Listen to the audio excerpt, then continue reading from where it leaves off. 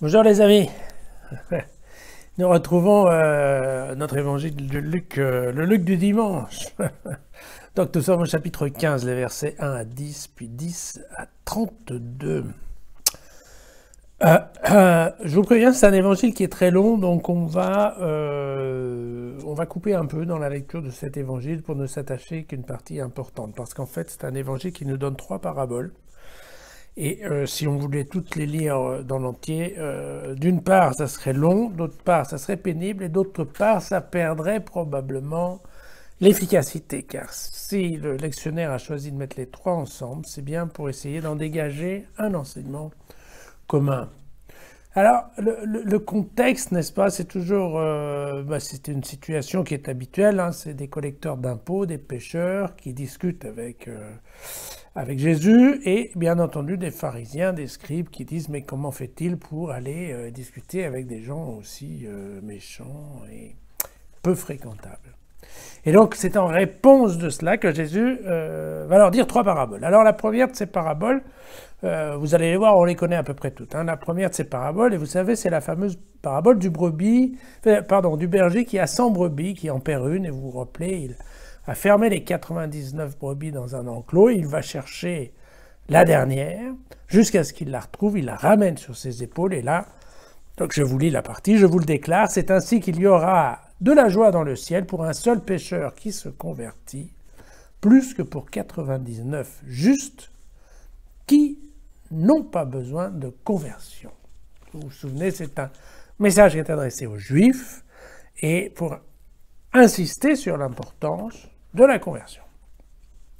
La deuxième parabole qu'il donne, c'est la parabole d'une femme qui a perdu une pièce d'argent dans sa maison. Elle la cherche partout, elle la balaye, et quand elle l'a retrouvée, elle réunit ses amis, ses voisines, elle leur dit « Réjouissez-vous avec moi, car je l'ai retrouvée, la pièce que j'ai perdue. » Et je lis à nouveau « C'est ainsi, je vous le déclare, qu'il y a de la joie chez les anges de Dieu pour un seul pécheur qui se convertit. » Puis la troisième parabole, c'est celle qu'on connaît le mieux, mais c'est aussi la plus longue, c'est celle du fils prodigue. Vous savez, les deux jeunes gens qui travaillent à la ferme avec leur père, et puis le plus jeune demande à avoir sa part d'héritage, il s'en va avec sa part d'héritage, va dilapider l'argent avec les filles et autres vices et luxures, et quand il est dans la panade, il se retrouve vraiment coincé, il cherche du travail, on le met en train de garder des cochons, ce qui pour un juif n'est pas très facile,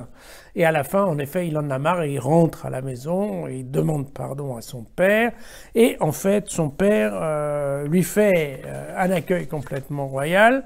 Son frère aîné est furieux en disant « ouais, c'est dégueulasse, moi, j'ai pas dilapidé l'argent, moi je suis resté à bosser avec toi, moi j'ai toujours tout fait bien comme il faut, et pour moi, t'as même pas sacrifié un des cochons pour qu'on fasse une fête un jour. » Et donc, en face de cette jalousie, vous vous souvenez, le père lui dit « Mon enfant, tu es toujours avec moi et tout ce qui est à moi est à toi. » Mais il fallait festoyer et se réjouir, parce que ton frère que voici était mort, et il est vivant, il était perdu, et il est retrouvé. Voilà.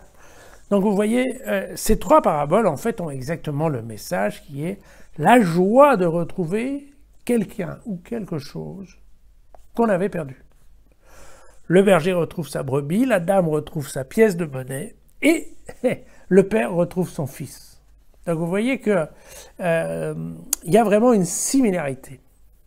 Et ce qu'explique Luc, et c'est bien le message qu'il cherche à faire passer aux pharisiens, c'est de dire, vous voyez, plutôt qu'une religion qui est sempiternellement coincée dans les règles, dans les lois, dans les jeûnes, dans les pénitences, dans les lamentations, moi ce que je vous propose, c'est des situations de joie. Voilà.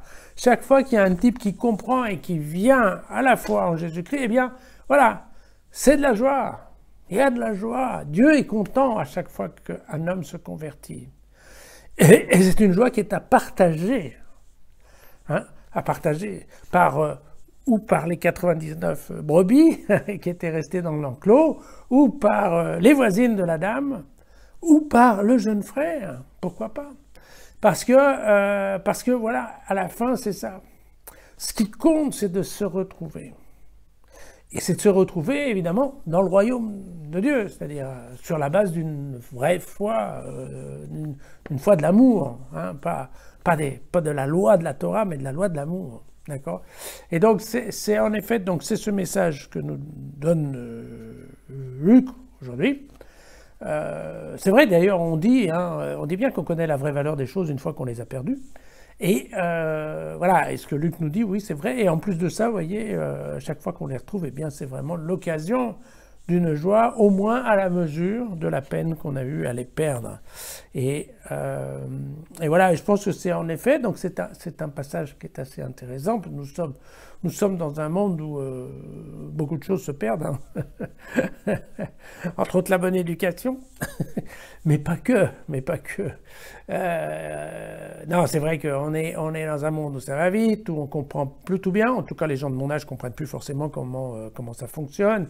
Et ce que je pense, c'est que nous-mêmes, on trouve que, par contre, beaucoup de jeunes gens sont complètement perdus pour des tas de raisons, hein, parce qu'ils ont des vices, parce qu'ils ont des addictions, comme on dit maintenant aujourd'hui, qui peuvent être électroniques ou chimiques. Ou parce qu'ils sont complètement déconnectés. Et donc des gens perdus, on en voit plein tout le temps. Et en fait, le message de Luc, il faut le prendre comme un message optimiste, en fait, hein, qui est de dire, ok, il y a des gens qui se perdent, mais l'important c'est quoi? L'important c'est que c'est le moment où on se retrouve tous. Et ces gens perdus, on va les retrouver. Surtout si on va les chercher. Alors, on les retrouve. Et quand on les retrouve, c'est la fête. Il y aura de la joie. Il y aura de la joie dans le ciel. Voilà. Et c'est magnifique parce qu'en fait, voilà, oui, c'est ça, c'est un message d'espoir qui est formidable, hein.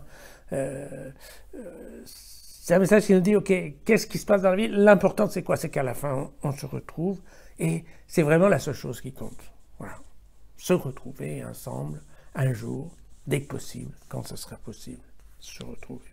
Voilà. Voilà, beau message de Luc, que j'ai coupé un peu, mais vous pouvez retrouver l'intégralité du texte de l'Évangile dans jésusfacile.com. C'est une bonne façon de revoir ces 3 paraboles qu'on a vues par ailleurs, et ne vous inquiétez pas, on les reverra sûrement parce qu'elles ont de l'importance. Voilà. Si vous en avez pas marre, on se retrouvera, nous, demain, avec de la joie, j'espère.